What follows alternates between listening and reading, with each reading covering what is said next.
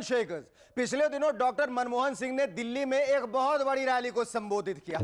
वहां पर इतने सारे आदमी थे कि उन्हें गिनना मुश्किल हो गया। फिर भी एक एस्टिमेट से मालूम चला है कि वहां पर 95 से लेकर 98 तक लोग मौजूद हैं। और गलती से उनमें आधे से ज्यादा कांग्रेस पार्टी के वर्कर्स थे। चलिए अच्छा है, इस बार इलेक्शन के बाद वोट बॉक्स खुलने के आधे घंटे बाद ही वो घर जाकर आराम से सो सकते हैं। सोनिया जी का कहना है, हमने जिस चीज को अपना समझा उसने हमें धोखा दिया। अरे संगमा पवार और तारीख वाला मामला तो काफी पुराना हो चुका है, कहीं कोई नई गड़बड़ तो नहीं? नहीं, हम इसलिए पूछ रहे हैं मैडम क्योंकि अमर अकबर एंथनी के बाद जॉन जॉनी जनार्दन भी रिलीज हुआ।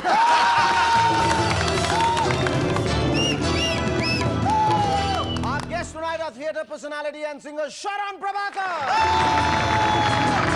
and child model Ipsita Uppa. But before that, give a big round of applause to Shahrukhi and the Rubber Band. Thank you.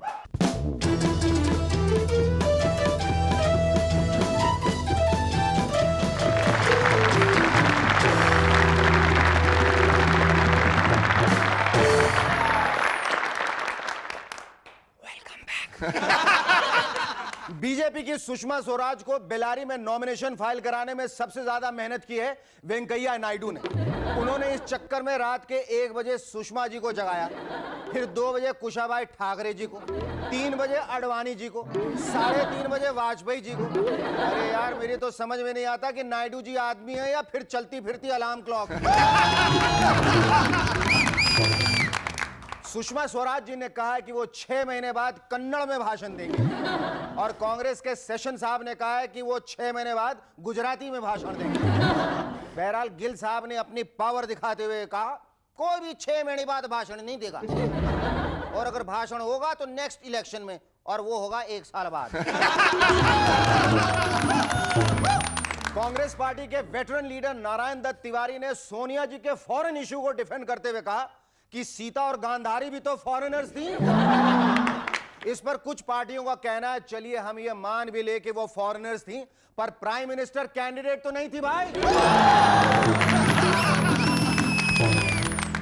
Delhi के तिहाड़ जेल के जेलर ने फांसी वाले कैदी से पूछा, बताओ तुम्हारी आखिरी ख्वाहिश क्या है? इस पर कैदी ने कहा, मैं अगला इलेक्शन लड़ना चाहता हूं। जेलर साहब ने उसकी अपील रिजेक्ट करते हुए कहा, सॉरी, यही ख्वाहिश बताकर पहले से ही कई कैदी मंत्री बन चुके हैं। पिछले दिनों दिल्ली में मनमोहन सिंह जी पत्रकारों को कांग्रेस के इलेक्शन मैनिफेस्टो के बारे में बता रहे थे। इतने में सोनिया जी वहां आ गई और सारे जर्नलिस्ट उनके पास चले गए। फिर भी मनमोहन सिंह जी अकेले में एक आदमी को इलेक्शन मैनिफेस्टो के बारे में बताए चले जा रहे हैं। इस पर उसने कहा, सर बस कीजिए, बस कीजिए, मैं उस प्रेस का नहीं हूं जिसका आप मुझे समझ रहे हैं, मैं तो उस प्रेस का हूं जहां आपका इलेक्शन मैनिफेस्टो प्रिंट हुआ था। एक पत्रकार ने जब लालू जी से पूछा कि सर अगर कोई आपकी पार्टी छोड़कर विरोधी दल ज्वाइन कर ले तो उसे आप क्या कहेंगे? गद्दार। उसको हम गद्दार कहूंगा। और अगर कोई विरोधी दल छोड़कर आपकी पार्टी में शामिल हो जाए तो? अब ये तो हृदय परिवर्तन ना हुआ। पार्टी ज्वाइन करने की बात से मुझे याद आया कि जब किसी और पार्टी का नेता बीजेपी ज्वाइन करता है तो वाजपेयी जी उसे खुश हो के जलेबी खिलाते हैं। सुना है इन जलेबियों को बीजेपी के जनरल सेक्रेटरी वेंकैया नायडू पकाते हैं खुद अपने हाथों से। अब जब नायडू जी सिर्फ जलेबियां ही पकाते हैं तो जाहिर है वाजपेयी जी जलेबियां ही खिला सकते हैं, रबड़ी तो खिलाने से रहे। नेपाल के प्रधानमंत्री श्री कृष्ण प्रसाद भट्टाराय जी का कहना है कि वो नेपाल की शक्ल 3 दिन में चमका डाले। 6 हफ्तों वाली क्रीम तो सुनी थी, लेकिन 3 दिन वाली, यानी कि जरूर कोई बहुत अच्छी क्रीम होगी। शेखर कपूर जी की फिल्म एलिजाबेथ के सीन कट जाने से उनसे ज्यादा अफसोस लालू जी को हुआ। इस पर उन्होंने एक को बताया, हमसे बिलवा ने फोन पर कहा था कि एलिजाबेथ को जरूर देखिएगा, मनोरंजन से भरपूर है। और अब हम सुना है कि संसरवा ने पूरा मनोरंजन ही काटा। फिर भी हम इस फिल्म को जरूर देखूंगा। मनोरंजन न सही, कम से कम अंग्रेजी तो इम्प्रूव होगी। पर लालू जी अब अंग्रेजी इंप्रूव करके क्या करेंगे? बक भोड़ बाप। तब नहीं समझता कि लालू के साथ अब मुलायम नहीं, सोनिया भाई। कांग्रेस पार्टी के टीएन सेशन बीजेपी के अडवाणी जी से चुनाव लड़ेंगे। इस बारे में बीजेपी का कहना है कि 4-4 सेशन मिलकर एक अडवाणी जी को नहीं हरा सकते। इस पर सेशन जी का कहना है कि जो पार्टी लोकसभा के 2 सेशन नहीं झेल सकती, वो 4-4 सेशन से कैसे लड़ सकती है? मुलायम जी ने अपने एक रीसेंट भाषण में कहा है कि जितना दूध गोमती नदी में बहाया गया था, उससे ज्यादा दूध हम अपनी सरकार आने के बाद आपको लौटा देंगे। इस भाषण को साइड में खड़ी खड़ी 2 भैंसी भी सुन रही है। सुनकर दोनों कंफ्यूज हो गए। सुन रही, इतना दूध देना तो बहुत मुश्किल हो जाएगा। वो धत पगली इतना भी नहीं समझती, ये इलेक्शन स्पीच है। पर सुन तो भैंस मत कर, दूध दे। हरियाणा के अंदर अभी कुछ दिनों पहले इलेक्शन के टिकट कुछ इस तरह से बांटे जा रहे थे। थारे पे कितने केस हैं? जी 10। ये ले एडवांस में एमएलए का टिकट। हाँ जी, थारे पे कितने केस है? जी 20।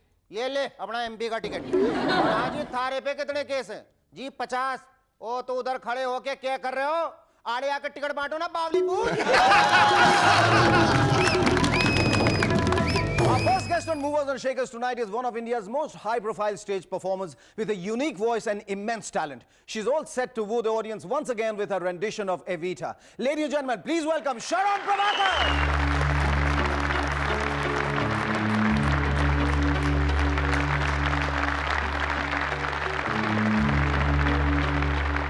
You look gorgeous as Evita. 10 years back when you played Evita and 10 years down the line you're playing Evita once again. What is the difference you find in approach and attitude now? See, remember when I first did Evita, it was the first time I had done something like this, you know. I hadn't got a career before Evita. And so this was the first time I was on stage and I was singing and dancing and I learned to cry without glycerine and da-da-da-dum. Now I think I'll be able to do even the crying effortlessly. Sharon, tell us a little more about Eva Perón. She was a young nightclub artist who decided her initial ambition was to make it to the capital of Argentina. She says, "Wahan tak main chali jaun, I'll be okay." She used a lot of people to get there. And then once she got there and became a star as a radio artist and a television person and a film star, she said, why don't I go for broke and become the first lady of this country? Very Can you ambitious imagine lady. that? And she was also going to go for vice presidency when cancer struck her. Tell me, Sharon, what do you attribute the resurgence of Evita to? I mean, like Madonna has just played Evita. Has that got anything to do with you playing Evita for the second time? You won't believe it, when I heard that Madonna was doing Evita and then Meryl Streep was in the picture and blah, blah, blah, I almost, and I do regret not having sent a letter to the director saying, what about me? Sharon, besides doing theatre, you're also an established pop singer. We're going to take a short break, after which we'll talk more about your music and singing career, and also about your famous, infamous ad-mad husband, Alec Padamsee, and also about your future plans. मैं सब कुछ वापस ले आती हूँ. पूरी की पूरी एविटा वापस आ जाती है? बिल्कुल. उसी तरह से? Absolutely. So जब Costume में? Yes. So when my husband says, bread किधर है? I don't know where the bread is. You know, so. फिर वो नहीं कहते हैं, you're not so well bred. No, he doesn't say that. He just says, cut the crap and get the bread. अच्छा, Sharon, tell me, जो लोग होते हैं, वो अक्सर उनकी महबूबा उनकी शायरी होती है, लेकिन अलग की जो महबूबा है शायरी नहीं, शायरन. और वो शायरों को उन्होंने इशारों में पटा लिया. वो कह रहे थे, you people met during the Evita when he was singing Don't Cry for Me or Argentina. Absolutely. He was on the show and he kept saying, Evita, don't cry for me. Yes, she said, and I said, no, I will. You know, I was going through this interview of yours where you have said that I was terrified of Alec when I first met him. And you have also said that Alec and I are like chalk and cheese. Yes. He is the director even at home, and I'm quite happy being directed. He's very confrontational and dictatorial, and I never get into arguments with anybody no matter what. Yeah. I'm a very good listener and he loves to talk. Correct. Tell me, Sharon, ostensibly you look the archetype, modern, assertive I want no nonsense, I have my own identity kind of woman. And yet, at home, you've decided to play the very subjugated, submissive, and servile woman. Don't you think it's retrograde, for Christ's sake? You see, Shekhar, I am so busy. I mean, my whole day is an exercise in time management. So between work, family, this, that, I don't have any time for arguing. तो अगर Alec कहें कि भाई ये table हरा है, मैं बोलूँगी हाँ डालेंगे, it's green, don't worry, bye. You see, because if I हाँ वक्त नहीं है, only because of time, not because of civility and doormatness. I can't, because I'm on to the next set or the recording or whatever. So if he's happy telling me that the table is green, I'm happy too. Okay, let's talk quickly about your. We are terribly short of time. Yeah. We have to quickly talk about your musical career. Yes. Okay, आपने इतने सारे albums निकाले, and you know, while looking at this interview, this beautiful pair of legs that seem to have gotten Sharon into a lot of problem with this album called Sharon Burning. Your big Sharon Burning. What is the controversy regarding surrounding this album? We did a very, should I say, semi-erotic video. In terms of, all it was me just lying down, very happy lying down. There was nobody around me, no touching or anything. But the camera had a very languid feel to it. And the camera went up and the camera went down and I was fully clothed and it got axed. But I was really shocked because, I mean, I would never do anything that was not classy, let's put it that way. मेरे ख्याल से But I've got a great album coming up, Shekhar. I've doing an album with Polygram, and it's a Punjabi album. It's a Punjabi album. I thought you Sharon, you for a change were going to do something different. You're not going to follow the herd, no, because everybody is into like Bhangra, Punjabi, pop. I know, but the point is that there is mainstream, and you see, Shekhar, I'll tell you, out of a lot of the performers, see, I don't lip sync. I also speak and sing Hindi, English and Punjabi fluently. So I've got an audience all over the world. And I know the pulse of the people. They will not take opera. They will not take a slow song from me. Given the chance, given the opportunity to dream once again, what would your dream be now? Oh boy.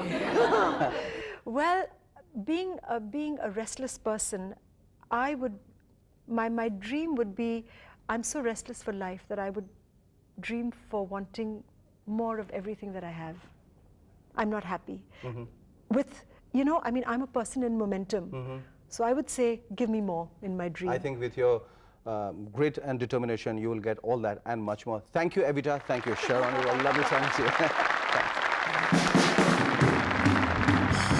Our second guest on Movers and Shakers tonight is an adorable 7-year-old who is one of the cutest faces on our Indian adverts. Ladies and gentlemen, please welcome Ipsita Uppal.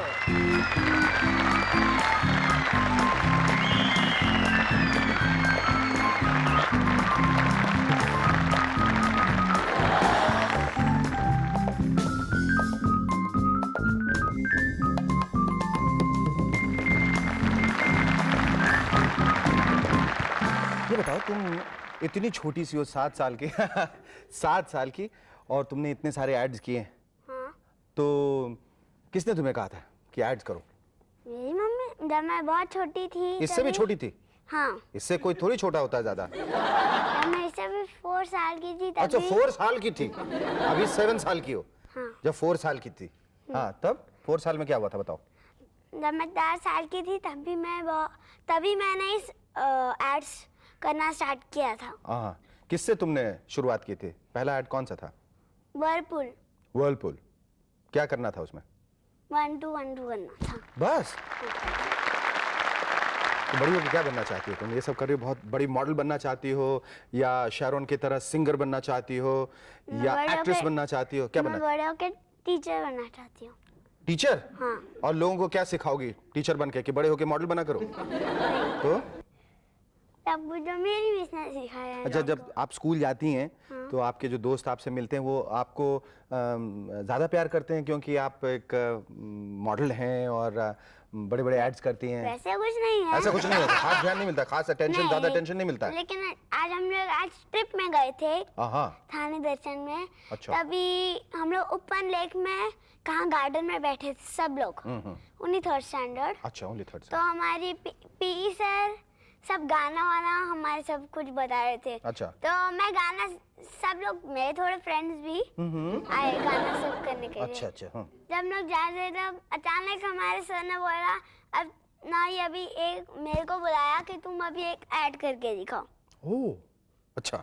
उनको मालूम था क्योंकि मैंने उनको सब लोगों को बोला। तो मैंने आज रिवाइज का किया, रिवाइव का। तो सब लोग चिल्लाने लगे नहीं नहीं नहीं तुम मैगी करो। मैगी? हाँ। मैंने बोला मैं मैगी नहीं कर सकती। क्यों? क्योंकि उधर एक मेरे जो ऐड था उसके अंदर एक भैया भी था और एक आंटी भी थी। तो कौन बन जा सकता था? सही बात, सही बात। तुम्हें ऐसे स्टफ टॉयज बहुत पसंद है? हाँ। तो आपके लिए एक सरप्राइज है, हम भी आपके लिए एक बहुत ही खूबसूरत सा स्टफ टॉय लाए हैं, देखिए। Just like you, right? से थैंक यू। अब ये बताओ, ये जो तुमने फिल्म की जो संजय दत्त के साथ और चंद्रचूड़ सिंह के साथ और महिमा चौधरी के, तुम्हें कैसा लगा? इतने बड़े बड़े स्टार्स के साथ तुम काम कर रही थी। बहुत अच्छा लगा। बहुत अच्छा लगा। इनमें से, इन तीनों में से तुम्हें सबसे ज्यादा कौन पसंद है? महिमा चौधरी। महिमा चौधरी? क्यों? लड़की, उसे लड़की पसंद, लड़का नहीं? चंद्रचूड़ सिंह भी अच्छा लगा। अच्छा लगा। और संजय दत्त? संजय दत्त मेरे को उससे बहुत डर लगता है। लेकिन फिर एक दिन मैं शूट के लिए जाई थी, वो खड़ा हुआ था, तो मेरी मम्मी ने बोली वो तुमसे बहुत डर, उसे तुमसे बहुत डर लगता है। तो संजय दत्त अंकल बोलते बाप रे, उसे मेरे से डर लगता है? नहीं बाबा, मैं उससे डरता हूँ। और किसी फिल्म में काम किया आपने? अभी करने वाली हूँ। कौन सी फिल्म में? बादल। बादल? कौन कौन है उसमें? अभी उसमें बॉबी देओल की छोटी बहन। तुम बनोगी? हाँ। जब भी उनका बचपन होएगा। अच्छा, तब वही मैं कह रहा था कि बॉबी देओल की छोटी बहन तुम कैसे बनोगी? हाँ? तो तुमने अब तय कर लिया कि अभी तुम बड़े होके टीचर ही बनोगी, ये सब मॉडलिंग फिल्म अभी कर रही हो, पर बाद में ये सब छोड़ दोगी? बाद में भी मॉडलिंग कर लूंगी। तुमने मुझे कंफ्यूज कर दिया ना। पहले तुमने कहा कि तुम टीचर बनना चाहते हो, हाँ। अभी कह रही हो कि तुम मॉडल भी बनोगी, बट टीचर बनोगे साथ में मॉडलिंग करोगे। हाँ। ये बहुत बढ़िया कॉम्बिनेशन है, मैंने आज तक नहीं सुना। Thank you Ipsita. हम चाहते हैं कि तुम बड़ी होके टीचर भी बनो, मॉडल भी बनो, एक्ट्रेस भी बनो, और कुछ भी बीच में ध्यान आ जाए वो भी बन जाए। Okay, thank you.